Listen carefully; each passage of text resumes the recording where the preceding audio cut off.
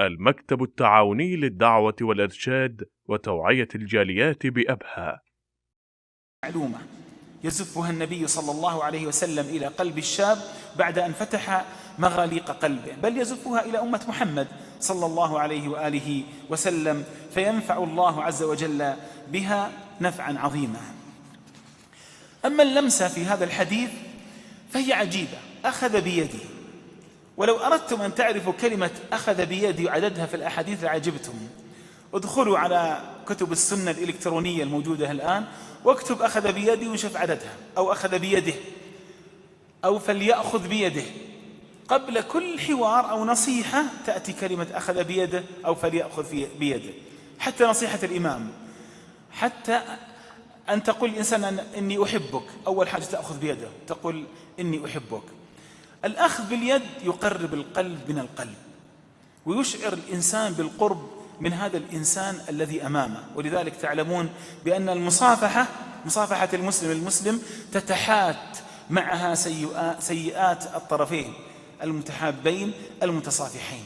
وهذه نعمة من الله عز وجل أن جعلنا لا نختار أحيانا، وإنما يدفعنا هذا الأمر الذي تعودناه من هذه العبادة أن نصافح إخواننا، فنحصل على هذا الأجر العظيم بسبب هذه المصافحة التي أصبحت من عاداتنا. ثالثا اللمسة التربوية، وأعني بها تلك اللمسات التي يقصد بها المربي الاقتراب النفسي من المتربي، وهي تلبية حاجة بشرية لا يستغني عنها الإنسان بطبعه، فالإنسان لا يستطيع العيش بأمان نفسي دون أن يلمس. وقد عاقب الله السامري في عهد نبي الله تعالى موسى بأن لا يخالطه أحد، وأن لا يمسه أحد، وأن لا يمسه أحد، كما قال الإمام البغوي وغيره من المفسرين. وثبت علما الضرر البالغ الذي يقع على من لا يمس، والجلد يعتبر أكبر وأثقل عضو حي فينا، فهو يزن قرابة 5.4 كيلوغرامات أو 5.5 كيلو تقريبا، أي أنه يمثل حوالي 5 إلى 10% من وزن الجسم كله، وهو يعادل مساحة 18 قدم مربع، كأن شرشف صغير لو أنه فرش. كل سنتيمتر مربع من الجلد فيه 3 ملايين خلية دهنية، عرقية، شعرية، عصبية. إذا ركزنا على الخلايا العصبية أو النهايات العصبية على الجلد نجدها تبلغ في الجلد كله 5 ملايين خلية عصبية. 5 ملايين خلية عصبية تتعب، تتوتر، تريد رياضة، تريد تحريك حتى تبقى على حيويتها. ماذا غير اللمس يمكن أن يعطيها البقاء؟ نعم، تحتاج هي إلى الأكل والشرب والأكسجين كغيرها من أعضاء الجسد، لكنها أيضا تحتاج إلى اللمس. فكلما لمس هذا الجلد كلما أصبح أكثر نضارة وحيوية، وأصبح صاحبه أكثر قدرة نفسية على التوافق مع نفسه ومع الآخرين. وقد قيل من لا يلمس لا يحب، والمساحة بين جسدي المربي والمتربي تتسع وتضيق حسب قدر الحب. ومن أنواع اللمس الطبطبة، مسحة الرأس، احتضان الود، لمة الخوف، مسكة دافئة وحميمة لليد، ضربة ودود على الصدر هكذا بسيطة، وحمل على العاتق أو على الظهر ونحو ذلك. وكثير من هذه الأمور مرت في أحاديث النبي صلى الله عليه وسلم واستخدمها. هل منا من لم يأنس بمصافحة أخيه المسلم له، وخاصة إذا ضغط ضغطة يسيرة هكذا ودية على يد أخيه فيحس بالقرب النفسي؟ ألا نحس بالراحة حين يضع أحد المحبين لنا يده على الجبين لقياس حرارة حين نشعر بالحمى مثلا؟ ابنك شعر بالحمى، بي والله حسني مسخن، مالك شر مالك شر، طيب تعال اجلس وخذ يدك وضعها على يده واقرأ الفاتحة وانفثها عليه وقل لا بأس عليك طهور إن شاء الله. هذه اللمسة بالنسبة له مهمة جدا، مرة مهمة. ألا نشعر بالاهتمام وحسن الاستماع إذا صحب حوارنا أخذ بالكف أو تربيت على الكتف، وخاصة إذا كنا في حاجة إلى مساندة من نوع ما؟ ماذا لو امتدت يد أب حنون وأم رؤوم إلى رموش أولادهم فمسحوا دمعاتهم في لحظة الانكسار التي قد تحدث لهم في أي لحظة من اللحظات؟ تعرفون أن بعض الأولاد يصبح طعمة لمتحرش به جنسيا فقط لأنه لا يستطيع أن يقول لوالده، فيصبح كالعبد بين يديه. لماذا؟ ما يقدر يقول لأبوه، لأنه إذا قال لوالده مباشرة جاءه ضرب وتأنيب وتمام رجال وإلى آخره، فلذلك يصبر على ما هو أسوأ من ذلك. سؤال عجيب: لماذا تنتظم دقات قلب الطفل المولود بمجرد أن تمسح صدره أمه بعد الولادة أو أن تأخذه وتحضنه؟ لغة الجسد أيها الأحبة، أيتها الأخوات الكريمات، لا تعرف الكذب، لها مفعول ساحر. لغة اللمس أبلغ من لغة اللسان وأفصح، لأنها تصل للقلوب بلا حواجز، تشعر الطرفين بالامتزاج، وخاصة من قصد من قبل المربي، وهي مفتاح التغيير نحو الأفضل إذا أحسن استخدامها.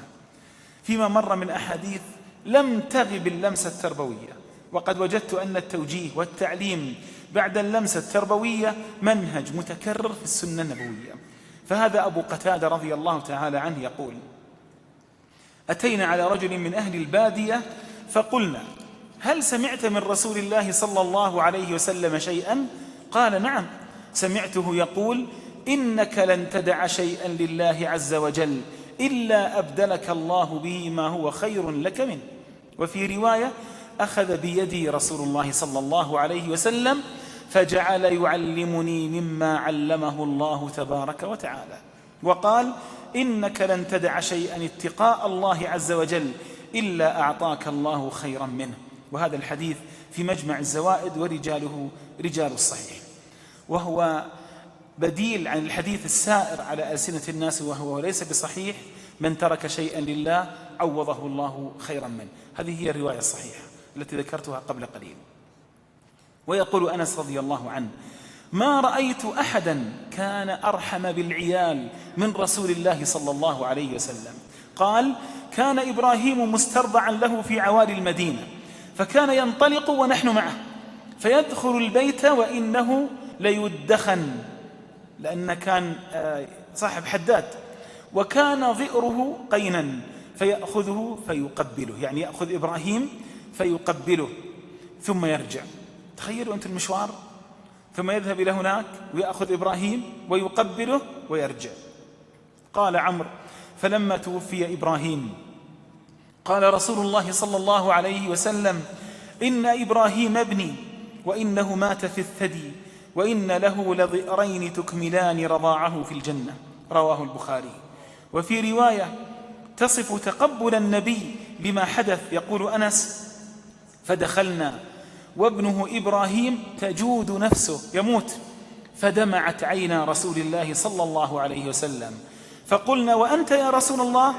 فقال: إن العين تدمع وإن القلب يحزن، ولا نقول إلا ما يرضي ربنا، وإنا بفراقك يا إبراهيم لمحزونون. رواه الشيخان. وهذا الحديث الذي في أعلى درجات الصحة يبين فيه الرسول صلى الله عليه وسلم منهج التعامل مع الحزن. فإن من حق المسلم أن يحزن، ليس من حقه فقط أن يحزن، بل من حقه أن يعبر عن هذا الحزن، فيقول: أنا محزون، إن القلب لا يحزن. بل من حقه أن يعبر بالبكاء فيبكي، ولكن ليس من حقه أن يتذمر أو أن يتسخط، فذلك يغضب ربه جل وعلا عليه. ثم أيضا هذا التعبير يريح النفس، وهذا التعبير يجعل هذا الحزن مسافة قصيرة، يحزن الإنسان ثم يتقلص هذا الحزن شيئا فشيئا حتى يمحي من ذهنه ويبقى في ذاكرته، فلو تذكر في يوم من الأيام وبكى فهذا من حقه، ولكن لا يعيش هذا الحزن باستمرار، فذلك يضره نفسا ويضره بدنا. وهو ما كان النبي صلى الله عليه وسلم أيضا يفعله في تربيته لأولاده، أقصد القرب منهم وأسباطه وأطفال المسلمين وشبابهم. فعن البراء بن عازب رضي الله عنه قال: كان رسول الله صلى الله عليه وسلم يصلي، فجاء الحسن والحسين أو أحدهما فركب على ظهره، فكان إذا رفع رأسه قال بيده فأمسكه أو أمسكهما، قال: نعم المطية مطيتكما. والحديث حديث حسن. وانظر إلى هذا المشهد، بعض الناس بل بعض الأمهات في البيوت إذا اقترب ولدها منها وهي تصلي وركب على ظهرها أحيانا تدفعه، وقد يتضرر الولد من هذه الدفعة، وإذا انتهت الصلاة عاقبتها، وهذا مخالف تماما للسنة. فالسنة أن تأخذ بيده ولا تتركه حتى يقع لا قدر الله، بل إن النبي صلى الله عليه وسلم كان يأخذ أمامة كما تعلمون ويصلي بها، يعني يرفعها معه إذا قام ويخفضها ويضعها على الأرض إذا هو أراد أن يسجد أو يجلس. ورآه رجل يوما يقبل بعض ولده فقال: أتقبلون أبناءكم؟ فوالله إن لي 10 من الولد ما قبلت واحدا منهم. فرد عليه محمد صلى الله عليه وسلم الرحيم الرؤوف بأمته غاضبا بقوله: من لا يرحم لا يرحم. وفي رواية أخرى: أو أملك أن نزع الله الرحمة من قلبك؟ كيف تستطيع؟ شو القلب هذا اللي يرى أطفاله بين يديه ولا يأخذهم ولا يضمهم ولا يقبلهم؟ وأما في علاقته مع ابنته فاطمة رضي الله تعالى عنها وأرضاها، فقد روى أبو داود والترمذي والنسائي وغيرهم عن عائشة رضي الله عنها قالت: ما رأيت أحدا كان أشبه سمتا ودلا وهديا برسول الله صلى الله عليه وسلم من فاطمة. كانت إذا دخلت عليه قام إليها فأخذ بيدها فقبلها وأجلسها في مجلسه، وكان إذا دخل عليها قامت إليه فأخذت بيده فقبلته وأجلسته في مجلسها. هذه اللمسات كان يصحبها التعبير القولي عن الحب والقرب والمكانة القلبية، فقد كان يقول عن ابنته فاطمة: فاطمة قطعة مني فمن أغضبها فقد أغضبني، والحديث في الصحيحين. ولكن التربية القويمة تقتضي أن هذا الحب مهما بلغ فإنه لا يعفي المربي من التقويم السلوكي للمتربي، ولا يعفي المتربي من مسؤولياته. فهذا النبي صلى الله عليه وسلم مع ذلك كله يربي فاطمة الزهراء على المسؤولية الشخصية في علاقتها بربها. ففي صحيح مسلم عن عائشة قالت: لما نزلت وأنذر عشيرتك الأقربين قام رسول الله صلى الله عليه وآله وسلم على الصفا فقال: يا فاطمة بنت محمد، يا فاطمة بنت محمد، يا صفية بنت عبد المطلب، يا بني عبد المطلب، لا أملك لكم من الله شيئا، سلوني من مالي ما شئتم. يحبها صح، لكن لا بد أن يحملها مسؤولية علاقتها بربها جل وعلا. وفي المسؤولية المنزلية روى الإمام البخاري رحمه الله أن فاطمة عليها السلام أتت النبي صلى الله عليه وسلم تشكو إليه ما تلقى في يدها من الرحى، وبلغه أنه جاءه رقيق فلم تصادفه، فذكرت ذلك لعائشة، فلما جاء أخبرته عائشة قال: فجاءنا وقد أخذنا مضاجعنا هي وعلي رضي الله تعالى عنهما، فذهبنا نقوم، يرحبون بالنبي صلى الله عليه وسلم، فقال: على مكانكما. خلينا نعرف كيف نربي أولادنا وأين في نفس المكان الذي نريدهم أن يقوموا بهذه السنة فيه نأتيهم ونعلمهم هذه السنة، وعلى نفس الوضع. فجاء فقعد بيني وبينها حتى وجدت برد قدميه على بطني، هذا كلام علي رضي الله تعالى عنه، فقال: ألا أدلكما على خير مما سألتكما؟ إذا أخذتما مضاجعكما أو أويتما إلى فراشكما فسبحا 33 واحمدا 33 وكبرا 34 فهو خير لكما من خادم. وأنت تستطيع أن تصنع هذا كل يوم، إن شاء الله كلكم تقومون بذلك، لكني أرجوكم رجاء أن تجعلوها من عاداتكم من هذه الليلة إن شاء الله، وأن تعلموها أولادكم وهم على فرشهم. وأنت تستطيع أن تقوم بهذا الأمر بيدك أو عن طريق المسبح حتى تعينك، تخليها جنبك تذكرك، والأفضل على اليد دون شك، وعلى اليمين أن تسبح 33 وتحمد 33 وتكبر 34، هذه 100، وستجد أثرها في نفسك يوم ثاني. حتى قال ابن القيم رحمه الله: إن الذكر يقوي الجسد، واستدل بهذا الحديث. ومن محبته للحسنين صلى الله عليه وسلم، وقد وردت كثير من الأحاديث في ذلك، ومنها ما رواه البراء رضي الله عنه: رأيت النبي صلى الله عليه وسلم والحسن بن علي حفيدة على عاتقه وهو يقول: اللهم إني أحبه فأحبه. ويسمع هالكلمة الجميلة. إذن ليست القضية فقط ملامسة لوحدها، وإنما مقرونة بالكلمة الجميلة التي يسمعها هذا الولد ويمتلئ بها وتمتلئ بها نفسه. إن المحب لمن يحب مطيع. كل واحد منكم يقول أنا عندي ولد عنيد، راجع علاقتك بولدك. ترى الولد لا يولد عنيدا، العناد نحن نصنعه مع أولادنا دون أن نشعر، نحن نربي العناد في داخلهم دون أن نشعر. إذا أحبونا أطاعونا، إذا أشعرناهم بالود وتقربنا منهم بما نستطيع وسخونا عليهم ونحن أحياء، فإننا سنجد أولادا محبين وسيتقربون منا وسوف يتعبدون الله عز وجل بطاعتنا وببرنا. الحب لم يحمل النبي صلى الله عليه وسلم على منع الحسن عليه السلام من تمرة اشتهاها لأنها لا تحل له وهو طفل. ففي صحيح مسلم عن أبي هريرة رضي الله عنه: أخذ الحسن بن علي تمرة من تمر الصدقة فجعلها في فيه، فقال رسول الله صلى الله عليه وسلم: كخ ارمي بها، أما علمت أننا لا نأكل الصدقة؟ وفي رواية: إنا لا تحل لنا الصدقة، وفي رواية: أننا لا نأكل الصدقة. ولا يخفى ما في هذا الحديث العظيم من فوائد تربوية عميقة جدا، مثل التربية على أكل الحلال منذ الطفولة. يمكن بعض الأطفال يدخل كذا يوم من الأيام في بقالة ويأخذ شيء بسيط ويطلع، والأب يقول: أنا ما حسبت عن هذا، كيف أخذته؟ قال: أنا أخذته. يلا بس مرة ثانية لا تأخذ. يعلمه السرقة دون أن يشعر، يعلمه أكل أموال الناس بالباطل دون أن يشعر، لكنه يجب أن يعود. طيب وصلنا البيت بريال، أركب السيارة وأقول يا ولدي يلا مشينا، ونرجع لصاحب البقالة أو صاحب المحل ونقول له: ترى هذا الولد أخذ هذه القطعة ولم يدفع ثمنها، خذها أو خذ ثمنها. وبهالطريقة سيتعلم درسا عظيما. ترى يا أخوة الكلام ما يكفي، الفعل والقدوة هو الذي ينطبع في نفوس أولادنا، وهو الذي يرسخ القيم في داخلهم. أيضا قضية أخرى وهي احترام الطفل ببيان سبب الأمر والنهي. يعني الحسن كان صغير جدا، كان ممكن يقول له: كخ ارمي بها بس، لكنه يحترمه ويحترم عقله، ولذلك يعلمه لماذا. وهذا ما فعله الرب جل وعلا مع موسى عليه الصلاة والسلام: اخلع نعليك إنك بالوادي المقدس طوى. والله جل جلاله رب العالمين سبحانه وتعالى كان ممكن يقول له: اخلع نعليك وخلاص، لكنه قال له: إنك بالوادي المقدس طوى. علينا أن نعلم أولادنا أننا نحترمهم، ولذلك نعلمهم أسباب الأمر والنهي الذي نوجهه لهم.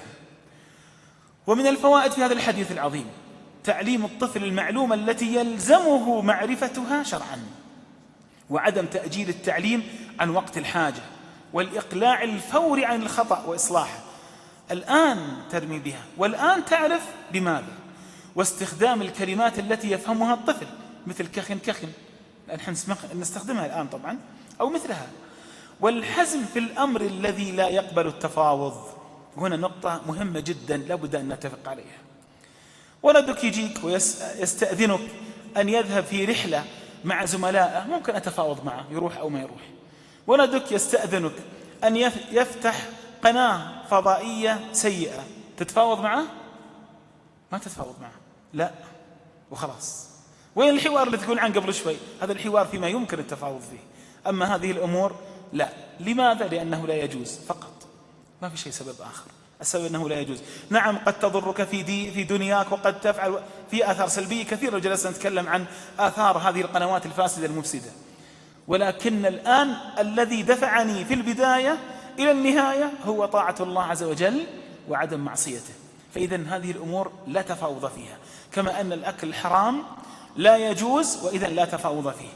واستثمار الاستفهام التقريري: ألا تعلم هكذا، أما علمت أن لا نأكل الصدقة. الاستفهام التقريري رائع جدا للاستفادة منه. أنا أسميه استنطاق، يعني أستنطق المتربي في الشيء الذي ينبغي أن يفعله. مثال: أخطأ أحد الأولاد في أي خطأ، خلنا نقول مثلا من الأخطاء أنه صار يتلهى بأشياء مثل الجوال الآن أو الألعاب حتى فاتته تكبيرة الإحرام، ثم جئت من الصلاة أنت وشفت ولدك قد وقف مع الواقفين الذين يتخلفون عن الصلاة دائما. كلنا قد يحدث لنا هذا، لكن أن يكون عند الإنسان عادة أن إذا سمع الإقامة في البيت جاء إلى المسجد، لا، هذا لازم يراجع نفسه الإنسان هذا، لأنه يفوت أمر عظيم. تسأل ولدك سؤال بس: ألا تعلم أنه قد فاتك أجر عظيم بفوات تكبيرة الإحرام؟ فيقول: يا ولدي إي والله صحيح، بلى، لقد فاتني أجر عظيم. خلاص، هذا يكفي، ما في داعي أن نحول هذا الموقف إلى موعظة طويلة عريضة، فإن ذلك يمل الولد صغيرا أو شابا في مرحلة المراهقة بالذات. يكفي أن نعطيه هذه الملامح. وها أنتم الآن تعرفون وترون كيف أستعرض عليكم أحاديث النبي صلى الله عليه وسلم، ما في ولا حديث طويل، كل أحاديث قصيرة اللي مع الشباب ومع الأطفال. وهذا مما يجعل مواعظ الآباء والأمهات لأولادهم ليست ذات فائدة كبرى، لأنهم يطولون معهم. حتى بعض الأبناء يعرف بقية الكلام وخلي الوالد لين يخلص وبعدين ينصرف ولا يغير شيئا. ليه؟ لأن اعتاد الكلام. أنا لا أريد أن يعتاده، أنا أريد أن أعطيك كلمة هكذا مباشرة. عود على أثر اللمسات التربوية قبيل تعليم الشباب أو توجيههم أو الدعاء لهم. حديث ابن عباس رضي الله عنهما قال: ضمني النبي صلى الله عليه وسلم إلى صدره وقال: اللهم علمه الحكمة. والحديث رواه البخاري. كم مرة تضم ولدك في اليوم؟ أتعلمون أول ضمة في الإسلام هي ضمة من؟ جبريل للرسول صلى الله عليه وسلم، ضمه 3 ثم علمه وأقرأه. فهو منهج هكذا بدأه جبريل وعمل به محمد صلى الله عليه وسلم، وينبغي أن نعمل به. هل لي أن أتذكر إذن تلك الغطات في صحيح البخاري؟ جاءه الملك فيه فقال: اقرأ. فقال له النبي صلى الله عليه وسلم: فقلت: ما أنا بقارئ. فأخذني فغطني حتى بلغ مني الجهد، ثم أرسلني فقال: اقرأ. فقلت: ما أنا بقارئ. فأخذني فغطني الثانية حتى بلغ مني الجهد، ثم أرسلني فقال: اقرأ. فقلت: ما أنا بقارئ.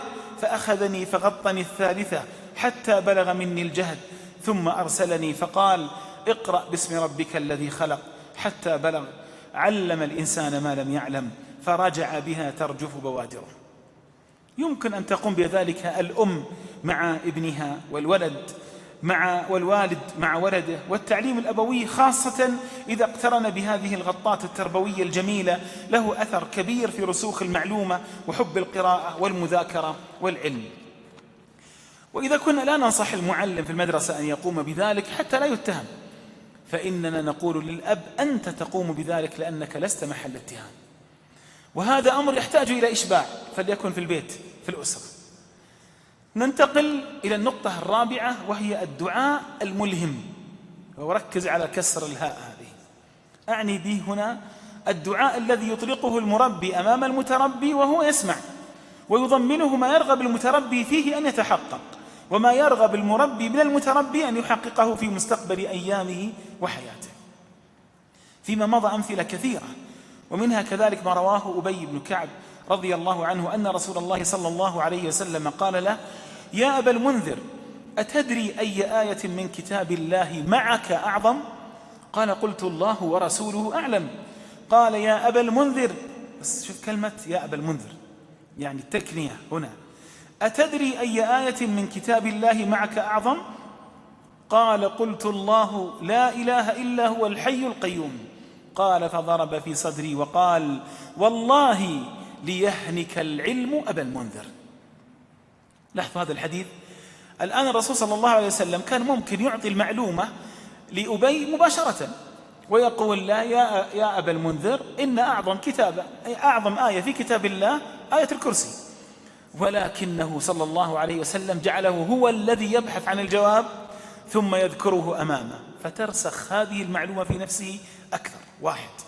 2. سيشعر هو بتقدير كبير لنفسه، فأنا عرفت جواب السؤال الذي سأله النبي صلى الله عليه وآله وسلم. والأمر الثالث، وهو أمر مهم جدا، حصل منه هذا الموقف، فحصل على التحفيز من الرسول صلى الله عليه وسلم. ونحن كلنا كبار أو صغار نحتاج إلى هذا التحفيز من طبيعتنا البشرية. ولذلك ربنا عز وجل جعل لنا تحفيز أن نجلس هنا ليقال لنا في نهاية الجلسة إن شاء الله قوموا مغفورا لكم، فنجلس. الله يقول واصبر نفسك مع الذين يدعون ربهم بالغداة والعشي يريدون وجهه ولا تعد عيناك عنهم تريد زينة الحياة الدنيا. إذن الله عز وجل يصبرنا على كل أمر عن طريق الترغيب والترهيب. وهذا الحديث حديث مع شاب، فهو امتلأ بالتحفيز والترغيب. أيضا هناك إلهام بأن أعظم وأجل ما يجد به المرء الهناء والسعادة في الدارين هو العلم، وفيه تثبيت للشاب على دروب العلم. وقد وجدت ذلك ممن حولي، حينما يحفظ أحدهم سورة من القرآن أو أكمل القرآن أبكي وأبكي، يبكي معي. إذا جاءني وقال تفضل الله عز وجل علي يا والدي فحفظت كذا وكذا من سنة الرسول صلى الله عليه وسلم، فإني أشعر أن الدنيا هذه كلها لا تسعني من الفرح، وهو يفرح بذلك فرحا عظيما.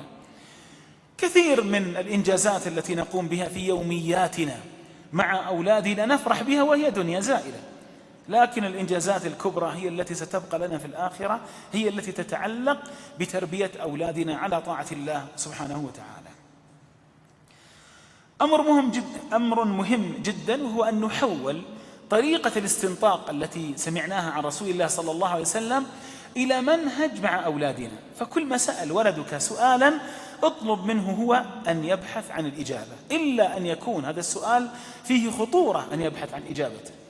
إما أن تكون هذه الخطورة عقدية، كأن يكون سؤال خطر، أن يبحث يشوف الملحدون هم الذين، أو يرى الملحدين هم الذين يجيبون عن هذا السؤال، أو قضية جنسية فيدخل في مهامه هذه الإنترنت الواسعة فيرى ما لا يحسن، أو سياسية فيرى من يسب ويشتم في بلده، وهذا ليس من الصالح أبدا. ونحن نعرف أن هناك الآن جماعات منحرفة ومؤثر تأثيرا خطيرا جدا تتخذ المنهج التكفيري منهجا لها في هذه الحياة وتقتل بسببه المسلمين. فيمكن هذا الولد لما يسأل سؤالا من هذا النوع، لما أقول له راح يبحث عن الإجابة، يقع في أيديهم وهم يعتمدون على ما يسمى السوشيال ميديا وعلى الإنترنت والمواقع الإنترنت اعتمادا كاملا، أصلا يتواصل مع العالم عن طريقه، فهنا خطورة. أما أمور الأخرى، والله يسألك متى كان صلح الحديبية، راح يبحث بنفسك. يا والدي من التي أرضعت النبي صلى الله عليه وسلم، اذهب وعلمني أنت. يا والدي كيف الإنسان يزكي ماله، اذهب وعلمني أنت. هذه الأسئلة ستجعله لا يعرف سؤالا واحدا، بل سيدخل ويقرأ معلومات كثيرة ويستفيد منها ويتعلم هو كيف يبحث عن معلومة. قلت لكم في بداية هذه المحاضرة أن الرسول المربي صلى الله عليه وسلم يستخدم هذه الرباعية في التعاملات التربوية الأربعة. أولا في المبادرة بالتوجيه والإرشاد. ولاحظ هنا عدم الحضور القوي للرباعية النبوية مع التقبل الذي لا نكاد نفقده أبدا، ولكنها تعوض بالتدريب العملي. فقد روى أبو سعيد الخدري رضي الله عنه أن النبي صلى الله عليه وسلم مر بغلام وهو يسبق شاة، فقال له رسول الله صلى الله عليه وسلم تنحى حتى أريك، فأدخل يده بين الجلد واللحم فدحس بها حتى توارت إلى الإبط، ثم مضى فصلى للناس ولم يتوضأ. والحديث في أبي داود وهو حديث صحيح. فالرسول صلى الله عليه وسلم ممكن يعلم هذا الشاب كيف يسلخ عن طريق التنظير، يفعل كذا وسوي كذا، لا، قال تنحى، في لحظة واحدة علمه بالطريقة مباشرة فترسخ في ذهن هذا الشاب. يقال، أو الصينيون يقولون أرني أتذكر، قل لي سأنسى. فالإنسان إذا رأى يتذكر أكثر، وهو ما فعله النبي صلى الله عليه وسلم. تدريب عملي آخر نجده في حديث آخر أن صفوان بن أمية بعثه إلى رسول الله صلى الله عليه وسلم بلبن وجداية وضغابيس، والنبي صلى الله عليه وسلم بأعلى مكة، فدخلت يقول ولم أسلم. لاحظ الحين الخطأ السلوكي، فدخلت ولم أسلم، فقال ارجع فقل السلام عليكم، وذاك بعدما أسلم صفوان بن أمية. كان ممكن يقول له إيش؟ إذا دخلت يا ولدي فسلم وخلاص، لا، ارجع فسلم. تدريب حتى لا ينسى. هو لم ينسى الآن، بل أخبرنا ونفع الأمة كلها. افعل ذلك مع أولادك حتى يتدربوا عمليا. التدريب العملي يا إخوة يا أخوات مفيد جدا. أيضا من جانب آخر أنه يمكن يطبق الكلام النظري خطأ، لكن لما يقوم بالأمر هكذا عمليا فإنه حتى لو أخطأ فأنت تقومه مباشرة. ثانيا التحبب إلى المتربي وتكريس العلاقة التربوية معه. في صحيح البخاري رحمه الله عن أسامة بن زيد رضي الله عنه: كان رسول الله صلى الله عليه وسلم يأخذني فيقعدني على فخذه ويقعد الحسن على فخذه الآخر ثم يضمهما ثم يقول: اللهم ارحمهما فإني أرحمهما. شوف التحبب إليهما. سؤال لي ولكم: متى آخر مرة فعلت ذلك مع أولادك وأحفادك وأحبابك وبهذه المساواة قبل أن تسأل عن الجفوة والعقوق؟ فالذين يسألون عن العقوق أول ما يجلسون في جلساتنا الإصلاحية نسألهم كيف تعاملهم مع الأولاد. بصراحة معظمهم كان تعاملهم سيئا جدا مع أولادهم في بواكير حياتهم، فلم يغرسوا خيرا، ولذلك لم يجنوا الخير الذي يتوقعونه. ليس كل الأولاد إذا كبروا يتعبدون الله عز وجل ببر آبائهم وأمهاتهم وإن أساءوا إليهم. نعم هذا قد يحصل، وهذا الأصل، وهو ما نحث الأبناء والبنات عليه. مهما فعل والداك فقد كان يفعلان ذلك من أجل مصلحتك، أصاب أم أخطأ، ولكن هذا قد لا يقع. الطفل المدلل هو أكثر الأطفال المرشح لعقوق والديه في المستقبل، وهو المدلل بأعطاه والداه كل شيء لأنهما لم يربياه، تركاه، ولذلك في النهاية للأسف لم يجنيا منه ما يريدان. انظر إلى هذا المشهد الآخر. كان رسول الله صلى الله عليه وسلم يصف عبد الله وعبيد الله وكثير بني العباس ويقول: من سبق إلي فله كذا وكذا، فيستبقون إليه فيقعون على ظهره وصدره فيلتزمهم ويقبلهم. والحديث إسناده حسن. هل لعبت مع أطفالك قبل أن تشكو منهم العناد والبعد النفسي؟ بعد تبغى نلعب مع أولادنا. هذا فعله النبي صلى الله عليه وسلم، ومدام فعله النبي صلى الله عليه وسلم فينبغي أن نفعله تأسيا به واقتداء به وحرصا على أن نستفيد من آثاره. واللعب حسب ما يتفق لك. ممكن تلعب معه في بركة سباحة، ممكن تلعب معه كرة، ممكن تلعب معه كيرم، ممكن تلعب معه أونو، ممكن تلعب مع أي لعبة من الألعاب المباحة حتى تكون بديلا عن هذه الألعاب المحرمة التي وقع فيها بعض شبابنا دون أن يعلموا، أو بعض الألعاب التي تهدي للإجرام كما يسمى مثلا حرام السيارات على سبيل المثال. كان من أبرز أسباب كثرة السرقات للأسف الشديد للسيارات. ليه؟ لأن يعطيهم تجارب ويجرئهم على رجال الأمن. أنا شفت مشهد منها استغربت الحقيقة أن يوجد، لكن ينبغي أن نجتمع جميعا على حرب مثل هذه الألعاب السيئة والتي تلقن أولادنا السوء والفساد والجريمة. كيف عاد الألعاب اللي تعلم الناس كيف يقتلون، والفائز هو الذي يقتل من البشر أكثر بدم بارد ما بينه وبينهم شيء. وشوف القتلى يموتون أمامك كأنهم حقيقة. تعرفون الآن 3G أو يعني 3D أقصد ماذا صنع، كأنهم أحياء، كأنهم أمامه فعلا، ويتجرأ وينكسر الحاجز.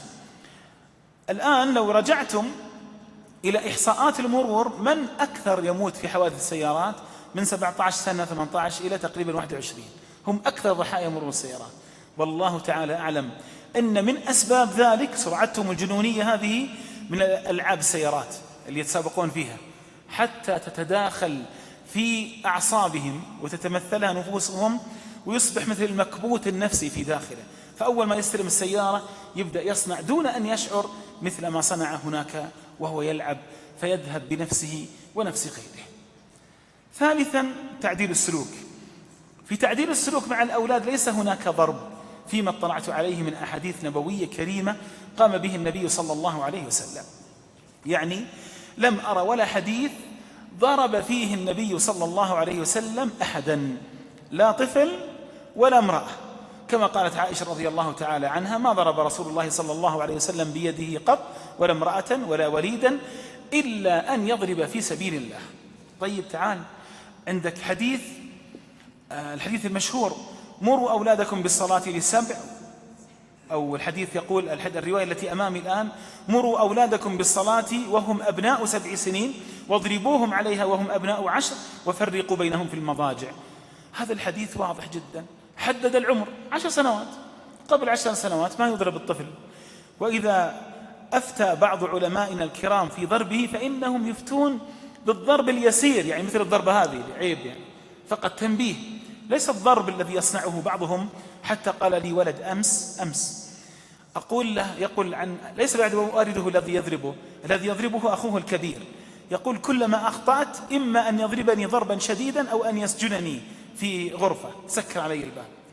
قلت له: يعني شلون الضرب هذا؟ بدي أعرف حده. قال: الآن يدي مكسورة. إي والله هذا تأديب. قلت له: أنت أخطأت؟ قال لي: أخطأ طبعا مثل غيري، يقع مني الخطأ، لكن هذه جريمة ويعاقب عليها هذا الإنسان. بالمناسبة الآن هناك صدرت أحكام بمعاقبة هذا الإنسان الذي يصنع مثل هذا حتى في ولده، حتى ولو كان ولده. ماذا سيجني هذا الإنسان الذي يقول إنه يربي أما ولده ولا أخاه بهذه الطريقة؟ إلا الذكرى السيئة، ستزدحم ذاكرته بكثير من الصور البائسة التي يتذكرها حينما يكبر. إذن أطفالنا ينبغي أن يسلموا من أيدينا تماما. طيب ماذا نصنع؟ هناك فرص كثيرة جدا لتربيتهم، من أهمها ما يسمى التربية الإيجابية. أصلا إذا حببته إلى نفسك أطاعك، وقلت صور كثيرة من صور ما نسميه إحنا المعصية أو عدم الطاعة. هذا أول شيء. الأمر الثاني، في شيء يسمونه حرمان، يعني إذا مثلا اعتدى على لعبة صديق أو أخ له في البيت، أخذ لعبته وارفعها فوق وأقول: شوف لعبتك لن تأخذها إلا مثلا بعد صلاة العصر أو بعد صلاة المغرب. ليه؟ لأنك اعتديت على لعبة أخيك. هذا يسمونه الحرمان، وهذا رائع جدا ومفيد. الطفل المتعب والذي يخرب أو يكسر عقاب سهل جدا، وأنا ما أحب أسميه كلمة عقاب أيضا. يؤدب بطريقة بسيطة، أن نأخذ كرسي ونضع إلى جوارنا في نفس المكان الذي نحن فيه في زاوية من الزوايا، ونلزمه بالجلوس عليه مدة زمنية تتساوى مع عمره. يعني عمره 6 سنوات نجلسه 6 دقائق، عمره 10 سنوات نجلسه على الكرسي 10 دقائق، وما نسمح له يقوم، وإذا قام نرجعه مرة أخرى حتى يكمل هذه الدقائق. لا تتصوروا هذا عقاب يسير، لا، هو حقيقة مؤذي جدا للطفل، ولكنه مفيد جدا له، ولا بأس أن نفعل ذلك. فقد درسه علماء النفس ووجدوه مفيدا نافعا وليس له آثار مستقبلية سيئة. بس هم كل يوم عاد حتى يكره الطفل الحياة، كل يوم يؤدب، كل يوم يؤدب. تغافلوا.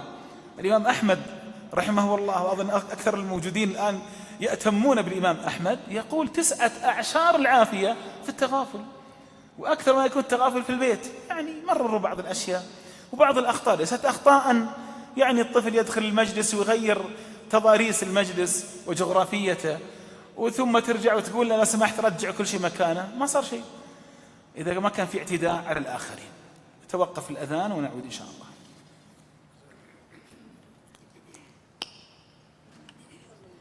بسم الله. الحديث الثاني الذي فيه إشارة إلى الضرب هو حديث صححه الإمام الألباني، وهو: علقوا الصوت حيث يراه أهل البيت. بحث في جميع روايات هذا الحديث حتى الضعيفة، فلم أجد ذكر أمر بالضرب أبدا. يعني أن الضرب ممكن، ولكنه لا يقع في داخل البيت، لأن لا نحتاج إليه إلا بعد 10 لو الولد هذا ما صلى. والولد الذي يرى مشاهد الصلاة، ألوف مشاهد الصلاة من 7 سنوات إلى أن يأتي عمره 10 سنوات سيصلي إن شاء الله، وسيتعلق قلبه بالصلاة ولن يحتاج إلى أن نضربه. لكن لو أنه أصر، نعم يضرب ضرب غير مبرح، وإنما هو ضرب تأديب. كيف كان النبي صلى الله عليه وسلم يعدل سلوك أولاده أو من حوله أيضا من الأطفال؟ يقول أنس بن مالك رضي الله تعالى عنه: خدمت رسول الله صلى الله عليه وسلم 10 سنين، فما قال لي لشيء فعلته لما فعلته، ولا لشيء لم أفعل ألا فعلته. وكان بعض أهله إذا عتبني على شيء يقول: دعوه فلو قضي شيء لكان. الأصل ما في لوم. حين لم يفعل ما طلبه منه، ماذا فعل له؟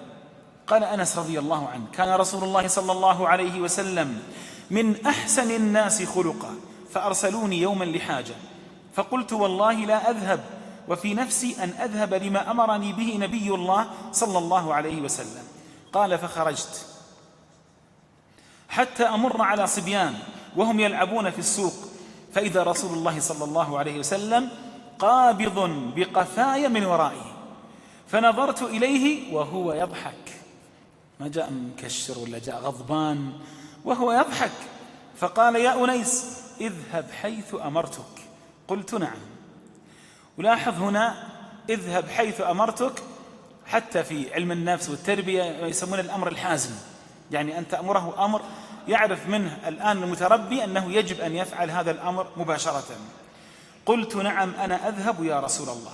قال أنس والله لقد خدمته 7 سنين أو 9 سنين ما علمت قال لشيء صنعت لما فعلت كذا وكذا ولا لشيء تركت هلا فعلت كذا وكذا. أنا سأبحث هنا عن الرباعية النبوية اللي قلناها.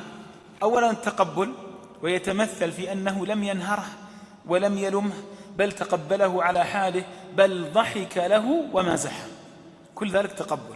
ثانيا اللمسة، بأنه قبض بقفاه من ورائه، وهو تواصل جسدي عجيب يتناسب مع الطفل، وفيه عنصر المفاجأة التي يحبها الصغار، فقد أتاه من خلفه وقبض قفاه من ورائه، ثم سمح له برؤيته فرآه يضحك صلى الله عليه وسلم، يعني كأنه يلعب معه، كأنه يمازحه.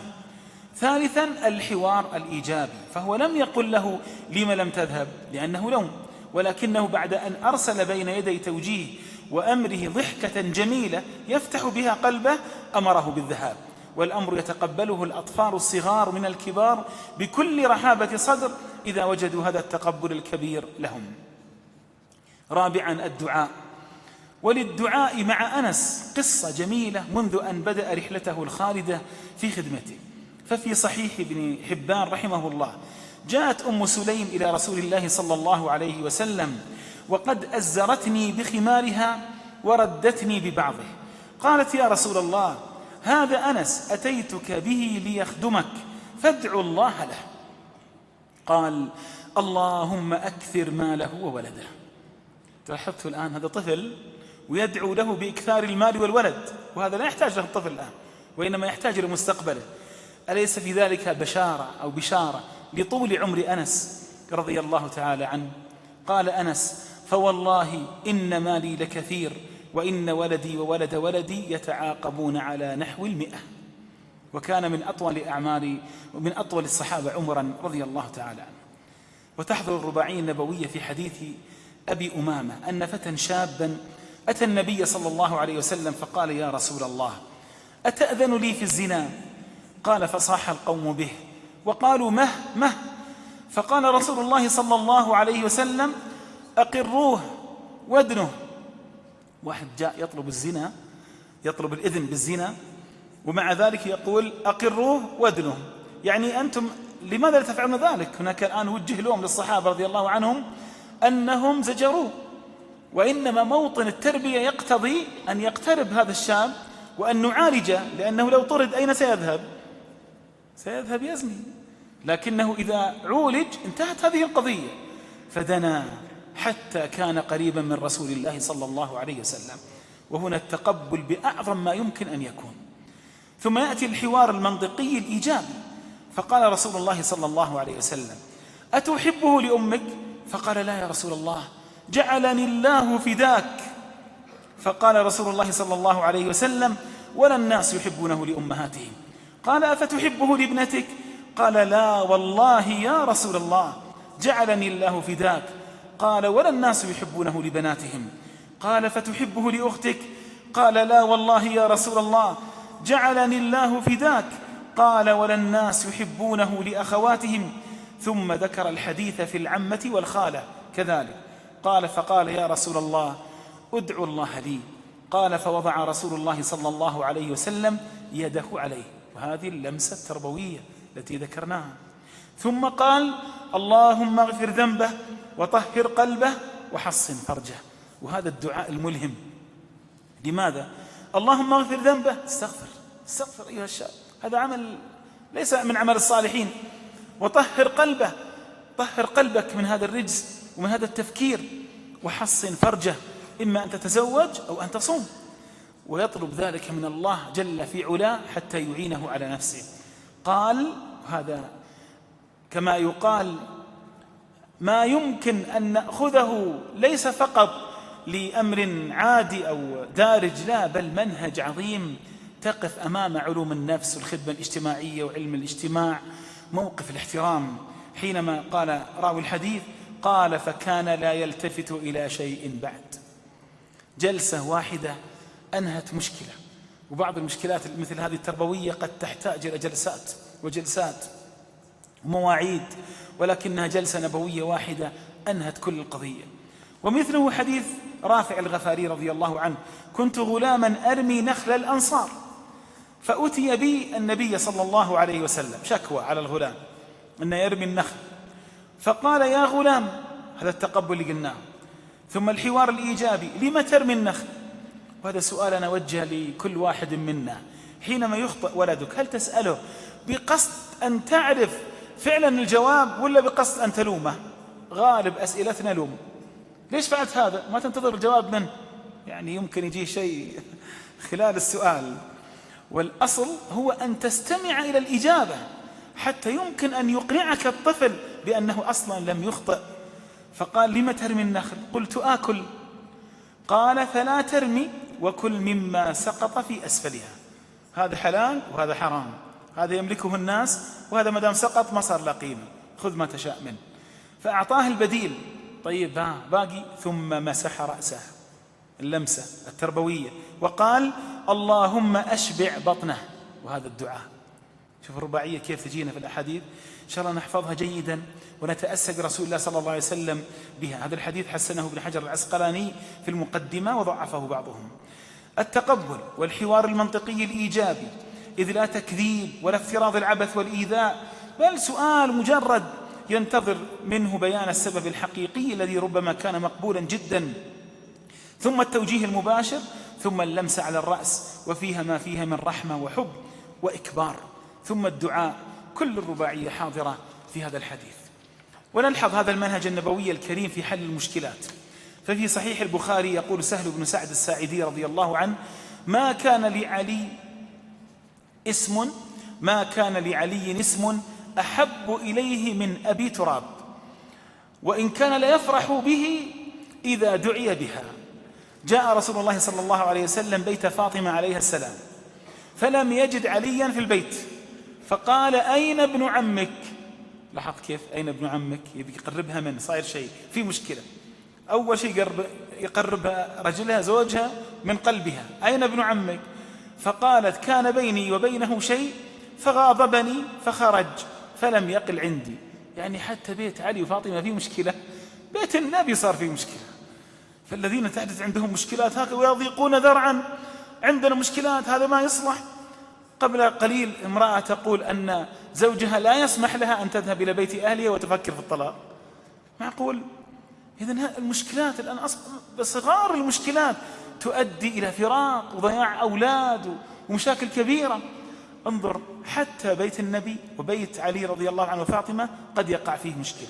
فقالت كان بيني وبينه شيء فغاضبني فخرج فلم يقل عندي، يعني القيلولة. فقال رسول الله صلى الله عليه وسلم لإنسان انظر أين هو، فجاء فقال يا رسول الله هو في المسجد راقد. وهذا أيضا في فائدة، أن إذا وقعت بينك وبين زوجتك مشكلة وتفاقمت اخرج من البيت، رح للوالدة، اجلس في المسجد، اجلس في مكتبة البيت إذا كان عندك مكتبة في البيت، لكن لا تجلس مع زوجتك، لأن الغضب قد يخرج ما لا يحسن من القول أو الفعل. فأفضل شيء أن يغيب الإنسان، وهذا أمر من طباع الرجال كما ذكر ذلك أيضا علماء النفس في العصر الحديث. قال فجاء فقال يا رسول الله هو في المسجد راقد. فجاء رسول الله صلى الله عليه وسلم وهو مضطجع قد سقط رداؤه عن شقه فأصابه تراب، فجعل رسول الله صلى الله عليه وسلم يمسحه عنه وهو يقول قم أبا تراب، قم أبا تراب. تقبل المشكلة وتجاهل الأسباب ما دام التجاهل أفضل، وتكنية فيها طرافة تقرب قلب الشاب، وتقبل له وإن غاضب ابنته، ولمسات أبوية حانية تنتهي بها المشكلة. ترى الزوج هو أبو البنت، لا ننسى أن أبو الزوجة. بعض آباء الزوجات أقل شيء يقوم الدنيا، لكن الرسول صلى الله عليه وسلم بحكمة أنهى المشكلة بطريقة سريعة جدا. رابعا المساندة النفسية في حال الإخفاق، وهي الأخيرة، ما يحتاجه المتربي من تقدير الجهد والحفاظ على الثقة في النفس في حال الإخفاق والفشل في الوصول إلى الهدف في مهمة ما أو اختبار معين. هذا يحدث الآن، نحن في أيام اختبارات، ونسأل الله عز وجل ونحن في بيت من بيوت الله أن يوفق أولادنا وأن ييسر أمورهم وأن يسهل عليهم اختباراتهم، وأن ييسر أيضا أمر الأساتذة والمعلمات ويعطف قلوبهم على أولادنا فلا يصعب عليهم. بعد هذا كله يأتي الولد وقد قال لك إن شاء الله أني باخذ ممتاز هذه المرة، وأخذ جيد جدا واجتهد وتعب وشفت أن تعب بذل كل جهده بس ما استطاع أن يصل للشيء الذي يريده. هنا ماذا تصنع؟ يجب أن تحفظ له كل هذا الجهد ولا تخجله ولا تقوم أيضا بتقريعه وتقول له أنت ما فيك خير، أنت ما فيك فائدة، فإنه للأسف الشديد يتراجع أكثر ويتأثر تأثرا سلبيا. بل عليك أن تقول له هذه المرة هذه المرة جيد جدا والمرة القادمة ممتاز إن شاء الله. هذا الأمر لا بأس أن أقول هذه القصة. إحدى الفتيات سمعت عن مسابقة فيها حفظ 100 حديث، وفي خلال أيام قليلة ما شاء الله تبارك الله الله بارك لها وحفظت 100 حديث براوي الحديث والمحدث والصحابي، ودخلت مسابقة على مستوى المحافظة فنجحت فيها وتجاوزتها، وكانت وراءها معلمة ملهمة، هي وراء نجاح كثير من الفتيات في مدرستها في الاستقامة وفي حب الخير وحفظ القرآن الكريم والسنة. ثم ذهبت إلى أن تدخل المسابقة، هذه المسابقة نفسها لكن في المرحلة الثانية على مستوى المنطقة. فلما ذهبت لم تستطع أن تجتاز الاختبار فرجعت، وأول ما لقيت المعلمة تقول أنا كنت خايفة بس أني ألقاها وهي كانت مأملة علي. فجئت المعلمة قلت الحقيقة أنا كان ودي أفوز، كان ودي أن أتفوق، كان ودي أن أكون الأولى، مو فقط عشان نفسي علشانك أنت لأنك ما قصرتي معي، وخشيت والله وأنا فعلا حزينة أن أقول لك أنني لم أخذ هذه الدرجة. فأجابتها إجابة رائعة وملهمة، قالت لها باختصار هذه المرة أخذت الأولى على المحافظة وفي المرة القادمة ستأخذين إن شاء الله على المنطقة. وهكذا نأخذ بأيدي شبابنا. يمكن أن نستثمر هذه الحادثة التي رواها ابن زق الأيادي قال نزل علي عبد الله بن حوال الأزدي فقال لي بعثنا رسول الله صلى الله عليه وسلم لنغنم على أقدامنا فرجعنا فلم نغنم شيئا وعرف الجهد في وجوهنا فقام فينا فقال اللهم لا تكلهم إلي فأضعف عنهم ولا تكلهم إلى أنفسهم فيعجزوا عنها ولا تكلهم إلى الناس فيستأثروا عليهم، ثم وضع يده على رأسي اللمسة أو قال على هامتي، ثم قال يا ابن حوالة إذا رأيت الخلافة قد نزلت أرض المقدسة فقد دنت الزلازل والبلابل والأمور العظام والساعة يومئذ أقرب من الناس من يدي هذه من رأسك. والحديث صحيح رواه أبو داود.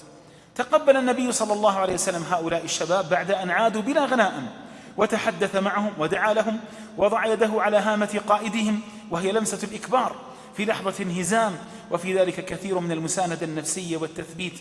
من المهم جدا أن نقف على قضية مهمة في التربية وهي ثبات المنهج التربوي مهما تغيرت الظروف حول المربي، وهو ما وجدناه في هذه اللفتة التربوية العظيمة لدى النبي صلى الله عليه وسلم، فهو في كل الأحوال يتعامل بهذه الرباعية العظيمة أو بعضها.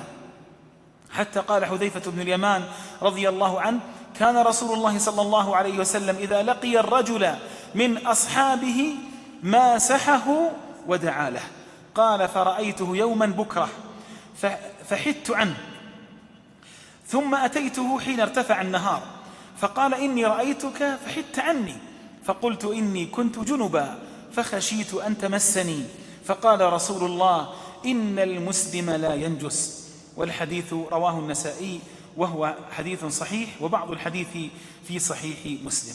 فأي دليل أبين وأوضح من هذا الدليل على أن هذه الرباعية كانت منهجا معروفا عند الحبيب المصطفى صلى الله عليه وسلم، اللمسة والدعاء والحوار والتقبل مهما كانت أحوال المتربي. نسأل الله عز وجل أن ينفعنا بما سمعنا.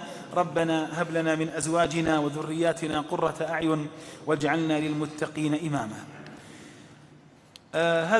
هذا سؤال. عندي ابنة صغيرة تدرس في الأول ابتدائي، مدللة لدينا ونحبها كثيرا، ولكن اتضح لنا أنها تسرق من المقصف المدرسي بعض المأكولات، بسكويت أو غيره أو بعض النقود، وعند سؤالها تقول أعطتها زميلتها أو معلمتها. فكيف أتعامل معها ضد هذا السلوك علما أنها عنيدة نوعا ما؟ الحقيقة الإجابة طويلة مش سهلة مش قصيرة، لكني سأحاول أن أختصرها، ويمكن العودة إلى بعض المصادر السهلة الآن الوصول إليها. أولا، مدللة أنت لا تحسنين إليها الآن بالتدريب. أنا عندي بنت في هذه السن وأحبها حبا جما، وأكثر من أشتاق إليه في البيت إليها، وفي رجال في البيت ونساء أو بناتي بعضهن أصبحن نساء، لكني حينما تخطئ أؤدبها، وحينما نريد منها أن تذاكر أو أن تحضر فإننا نلزمها حتى تقوم بهذا الأمر وتنسى الدلال تماما، ما كان ذاك اللي قبل شوي دللها.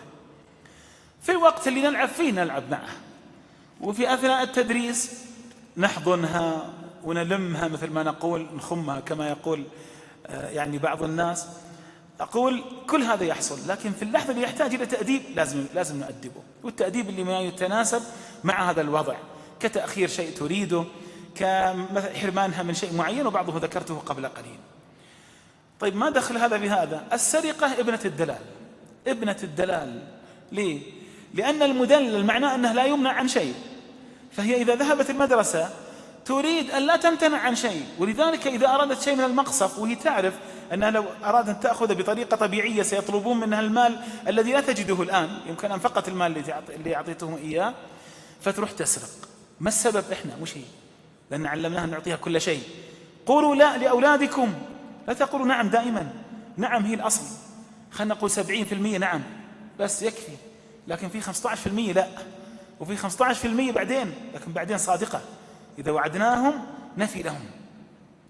الذي لا يقول لأولاده لا دائما هو المؤهل أو المرشح لأكون سارقا، لأنه مو سارقا سيعتدي على حقوق الآخرين بعد بكرة أكثر. بعد صار بكرة تاجر كم يغش الناس ويأخذ منهم، وإذا صار عنده أرض مدها على شارع ولا على جارة، لأنه تعود أن يأخذ كل شيء. فإذا هذا أول شيء من البيت يجب أن يعدل وضعكم معها. نعم أحبوها وقبلوها واحضنوها، فعلوا ما شئتم، ولكن في الوقت الذي تخطئ فيه يجب أن تقفوا لها. ثانيا، ترجع كل هذه المأكولات إلى المقصف، ومعك تروحين معاها، وكل المأكولات اللي جابتها وعرفتيها وسألينها عنها تروحين تشترون مثلها وتروحون للمقصف مع بعض، بس لا تخجلينها قدام زميلاتها، مع واحدة في المقصف فقط، دخلي معها في داخل المقصف. بنتي أخذت هذه المأكولات وما أعطتكم قيمتها وجاتكم تعطيكم قيمتها أو تعطيكم بدالها فقط، ما تقول أنها سرقات ولا، ما في داعي الكلام هذا، فقط أنها ما أعطتكم وتعطيكم، هي تفهم أنها ما تأخذ مرة ثانية. الأمر الثاني أنها تكذب الآن. طبعا الطفل بالمناسبة في هذه السن علماء النفس يقولون إنه لا يعرف أن هناك شيء اسمه سرقة، يعني ما يعرف مفهوم السرقة، ولذلك احنا نؤاخذها على أنها سارقة، وممنوع منعا باتا أن نقول لها من يسرق تقطع يده، لأن هذا لا يتماشى مع الطفل. الطفل لا يؤاخذ كما نعلم ولا يعاقب بهذه العقوبة، وهذا أمر قد لا يستطيع أن يتحمله هو، أن يعرفه بعدين. إذن أقول مرة ثانية، كيف أتعامل معها ضد السلوك اللي ذكرته الآن؟ نعم، كلمة العنيدة نفس الشيء. العناد سوف ينتهي بإذن الله إذا أحسننا التعامل معها. أنا أقول كلمتين في العناد. لا تطلبي منها طلبا تعرفين مبدأ أنها سترفضه وهو ما له داعي، يعني مش ضروري، يعني حتى ما نعلمها على كثرة، لا. ثانيا، لا تطلبي منها شيئا أن تقوم به وهي مشغولة في شيء تحبه، يعني أنت سمحتي لها تشاهد سمسم أو تشاهد مجد الأطفال وخليتيها وقلتي لها جلسي، بعد شوي قلتي لها قومي ذاكري، لا أنت اللي قلتي لها جلسي، فما تقولين لها تقوم عشان ما تعتادي على. الأمر الثالث أن نتأكد أنها فهمت المطلوب، فإن كثيرا مما نسميه عناد ليس عنادا، هو لم يفهم المطلوب، ولذلك لو فهمناه لانقلب إلى رضا واستجابة. في معلومة أخيرة طولت عليكم، بس معلومة مهمة جدا، أن تحفيز الولد على السلوك الحسن يجعله يعشقه. طبعا احنا ما ناخذ شيء لأحد، احنا نحب كل الناس، الله يبارك لفلان لأن عنده كل هذه قيم نغرسها في نفوس أولادنا، لن نحتاج بعدين أن نعالج سلوك، لأنه لن يخطئ إن شاء الله في هذا السلوك، لأن احنا علمناه أن هذه ممتلكات الآخرين والله يبارك لهم فيها، ولا يجوز نأخذها إلا بحقها. وأيضا الفلوس لما نعطيها أولادنا خاصة في هذه السن نعطيهم بقدر، مش نبخل عليهم بس ما نسيء لهم، فنعطيهم أكثر مما يحتاجون. وهنا تقع إشكالية كبيرة جدا، أنهم قد يشترون به ما لا يحسن، أو قد يسيئون به لأنفسهم بطرق متعددة، خاصة إذا صاروا مراهقين. جزاكم الله كل خير على حسن الاستماع، وأسأل الله عز وجل أن يبارك فيما قيل، وأن يربي لنا أولادنا، إنه سميع مجيب الدعاء. وصلى الله وسلم على نبينا محمد وعلى آله وصحبه أجمعين.